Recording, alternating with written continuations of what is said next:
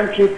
It's this intransigence and this insistence on keeping an old regime, a corrupt and dictatorial regime, in keeping it for as long as possible, despite and against the will of the people. That's what's disrupting life in Egypt. That's what's delaying the enormous development that Egypt can look forward to if it becomes fully democratic. Due to your words right now, you are talking right now that if these reforms and demands just were fulfilled, things will be better. Thank you very much, Mr. Hani Shukrallah, our journalist.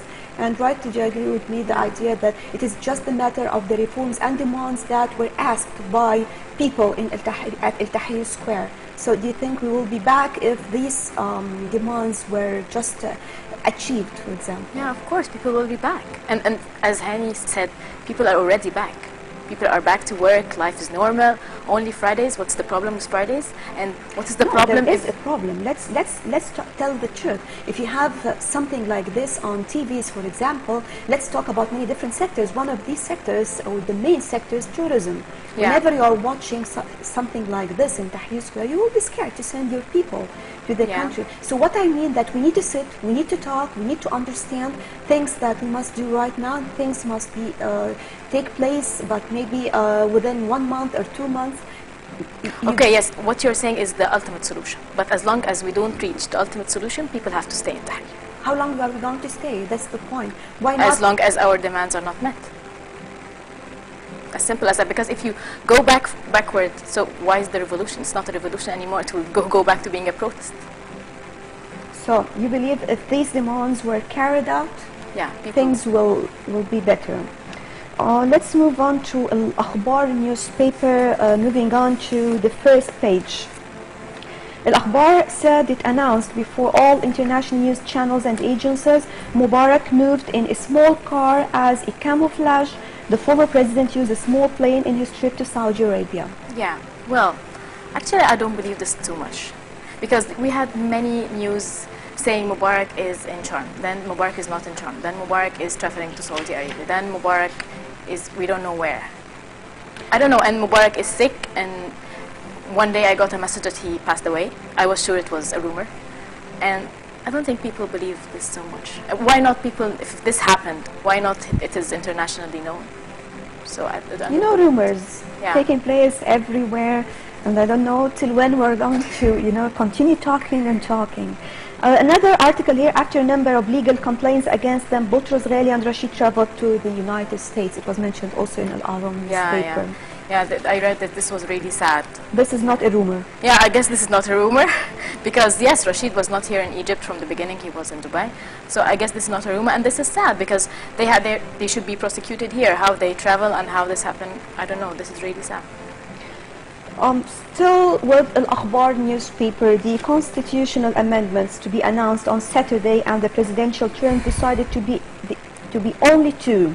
More facilities to independent candidates and a judicial committee to monitor the elections. Yeah. That's good on the presidential election thing. This reform is good. I think it's good. But on the other side, not everyone agrees that the constitution should be reformed. Some people want a new constitution. So still this debate... They are going to make a new constitution, but they started by these amendments as long as they are crucial during this period of time, if we are talking about presidential elections. And then when is the new constitution? It is going to be done at time. In the 6 months' time, no. So the military said, no, we're just going to reform the constitution, that's it. The military, this is the promise of the military. Because in the beginning the complaints were about these amendments, or these articles. Yes, I agree to this, but the constitution has so many problems. And I think you agree with me, and many people agree with you, but maybe we can live with this until we get out of all this situation. This situation. Don't you believe so? I don't know. I know this will guarantee that you're not going to have another president forever. Yeah, this is very important. Years, yes, only 2 terms is very important. He's going to work much better. Yes. He's going to know that he can. And nowadays, I believe that people will be scared. No one will ever try to commit any violation because now people are watching and watching very closely. Yeah, but this is true if the old regime is out. If the old regime is still here, they're going to manipulate around it and with new faces, but the same agenda. Here we have something else about Libya. The Libyan regime lost control over areas near Tripoli, and Gaddafi accuses bin Laden of what's happening in Libya. His son Saif al-Islam denied that there are hundreds of people killed. Yeah. I don't know how. I don't know how. Actually, I don't know how he says that bin Laden is behind this. Egyptians are also behind this. You have heard this, and that bin Laden sent them hallucination drugs to drink them with the Nescafe. Did he? Yeah, he's making Nescafe for him. Yeah, they're making for the protesters. Okay. With hallucination drugs to be able to protest and do all that. Why are they saying all these agendas? That means that he knows that he's going out within days or something.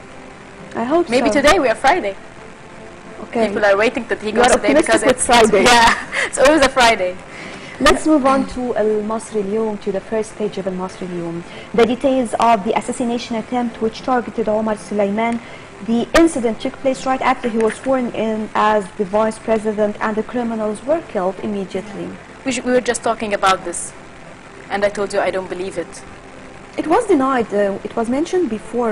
In Ahram? Yes, Yeah. before, in maybe 10 days, something like Yeah. this, and it was denied, something like Yeah, this. so can't I don't remember. think it's true. Let's move on to page 4 with Al-Masri Al-Yawm, and moving on to another article. Field Marshal Tantawi discusses with the German Foreign Minister the role of Berlin to pass the current circumstances. Foreign Minister Ahmed Abul Gheit tells his German counterpart Egypt has changed and no return back. Yeah. Of course, no return back. Yeah. I'm very much convinced with this. There's nothing new about this. We know that Egypt has changed. As they say, Egypt before 25 of January is different than Egypt after 25 of January. And I think the whole world knows that. We don't need to say it anymore. So you believe that you don't feel the change yet? No, I feel the change. Of course, we are witnessing changes, but this is not the change we dream of or we expect after this huge revolution. It was really a marvelous But one. regardless of this, Ekram, let me tell you something. The change that will come after 30 years Yeah. will never fulfill you have great expectations, because you are talking about 30 years. You can never make changes to satisfy you after 30 years, I believe. It's not about satisfying, it's about answering the word revolution. Yeah. Here we have another something about the field was full of the martyrs' photo, and Al-Badri says the Egyptians are dying in Libya. And where's this? Al-Tech field in Libya. Yeah, they made a... About the Egyptians who are dying over there. yeah. It's sad people are dying there, or people are going to cry about A lot of it. people lost their lives Yeah. over there. So at the end, Ekram Ibrahim, journalist in Ahram Online, thank you very much for joining us. It's my pleasure. So let's move on to this report regarding the latest cabinet reshuffle. The interim government decided to suspend the Ministry of Information and replace it with an authority. In light of that, Nile International's Karim Gamaluddin conducted an interview with Hafiz El-Mirazi, a famous TV presenter, to give us an insight about the future of the media in Egypt.